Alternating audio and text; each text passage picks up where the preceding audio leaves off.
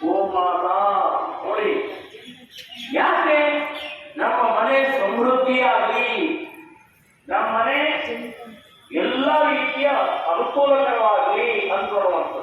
ಇನ್ನೊಂದಿದೆ, ಏನು ಅಂತಂದ್ರೆ,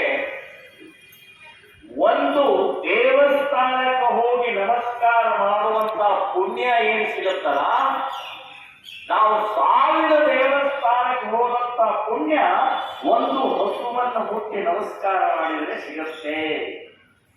ಅದಕ್ಕೆ ಗೋಮಾತಾ ಅಂತ ಹೇಳ್ತಾರೆ. ಗೋವಿನಲ್ಲಿ ಎಲ್ಲ ದೇವರುಗಳ ವಾಸಸ್ಥಾನ ಗೋವಿಗಳಲ್ಲಿದೆ. ಒಂದು ಹಸುವಿನಲ್ಲಿ ಎಲ್ಲ ದೇವರುಗಳಿದ್ದಾರೆ. ಹಾಗಾಗಿ ಮಾತಾ, ತಾಯಿ ಪೂಜತೆಯಿಂದ ನೋಡ್ಕೊಳ್ಳಿ. ಇನ್ನು 3ನೇ